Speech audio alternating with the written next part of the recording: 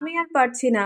আমি আর মানিয়ে নিতে পারছি না। আমি আর মেনে নিতে পারছি না। আমার পক্ষে এত মানসিক যন্ত্রণা নেওয়া আর সম্ভব হচ্ছে না। প্লিজ আমি মুক্তি চাই। এবার আমাকে মুক্তি দাও। সংসার জীবনে দেখতে, দেখতে ৫ টি বছর শেষ হয়ে গেল। তবুও আমাদের মধ্যে না ভালো আন্ডারস্ট্যান্ডিং, না ভালো মিল, না তুমি আমাকে বুঝতে পারো, না আমি তোমাকে বুঝতে পারি। না তুমি আমাকে অনেক বেশি ভালোবাসো, না তুমি আমাকে অনেক বেশি আগলে রাখতেছো, না তুমি সংসারটাও মন দিয়ে করতেছো।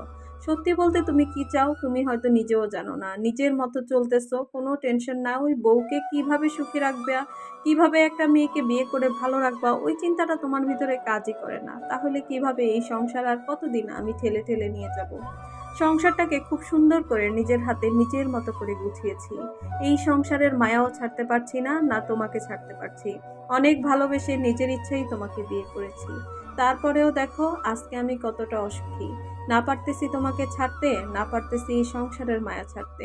তার মধ্যে তোমার অন্যান্য সমস্যা তো আছেই। আমি ভাবতাম যে টাকা পয়সার সমস্যাই মানুষের জীবনে হয়তোবা প্রধান সমস্যা। সত্যি বলতে টাকা পয়সার থেকেও বড় সমস্যা হচ্ছে একটা মানুষ যখন ভালোবাসে না, একটা মানুষ যখন খুব সুন্দর করে আগলে রাখে না, ভালোবাসা দিয়ে একটা মানুষকে যখন গুছায় রাখে না। এর থেকে বড় কষ্ট হয়তোবা পৃথিবীতে আর কিচ্ছু নাই। একটা মেয়ে বিয়ের পরে কি চায়? তার স্বামীর কাছ থেকে অনেক বেশি পরিমাণে ভালোবাসা, অনেক বেশি টেক কেয়ার, আর হচ্ছে ডাল ভাত খাইলেও যেন ওই ঘরে অনেক বেশি শান্তি থাকে। তোমার সাথে আমার তার কোনোটাই নাই। তুমি তো হচ্ছো পরনারীতে আসক্ত আছোই। তার মধ্যে তো সংসারের অভাব অনটন আরো অন্যান্য সমস্যা আছে। আজকে ৫টা বছর বিয়ে হইল, কখনো শখ করে তুমি আমাকে ২টা ড্রেস কিনে দিতে পারোনি। কখনো শখ করে তুমি আমাকে একটা ভালো শাড়ি কিনে দিতে পারোনি। ওইগুলো নিয়ে যদি আমার অভিযোগ ছিল, খুবই সীমিত। কিন্তু প্রধান অভিযোগটা কি ছিল তুমিই বলো তো? প্রধান অভিযোগটা কিন্তু এটাই ছিল, তুমি যেন একাধিক মেয়েদের সাথে কথা না বলো। তুমি যেন এই ভুল পথগুলোতে আর না যাও। তুমি যেন আমাকে আর না ঠকাও। যতবারই বলেছি তুমি ততবারই বলেছ, না আর তোমাকে ঠকাবো না, আর তোমাকে ঠকাবো না। সত্যিই কি তুমি পেরেছো আমাকে না ঠকিয়ে থাকতে? সত্যিই কি তুমি পেরেছো এই ৫ বছরে তোমার কথা রাখতে? না, তুমি তো পারোনি। বলো তো তুমি কেমন মানুষ? তোমার মনে কি কোনো মন বলতে, হৃদয় বলতে কিছু নাই?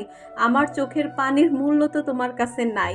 তাই শেষবার যখন তুমি আমার সামনে ধরা পড়লা আরেকটা কাহিনী নিয়ে, তখনও না আমার চোখে পানি আসেনি। তার কারণ কি জানো? আমার এখন সয়ে গেছে তোমার এসব দেখতে দেখতে।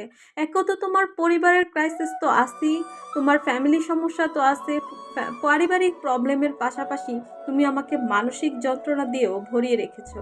না দিয়েছো মন খুলে ভালোবাসা, না দিয়েছো সততার মতো একটা মন, না দিয়েছো তুমি এক আকাশ পরিমাণ আমাকে ভালোবাসা।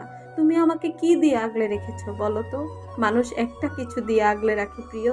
তুমি আমাকে তো কিছু দিয়েই আগলে রাখলা না। তারপরেও মনকে কি বলে যে মাঝে মাঝে সান্ত্বনা দেই, তোমাকে বুঝাতেই পারবো না। এখন তো শুধু আমার ৪টার দিকে তাকাইয়েই একটা হাসি দেই।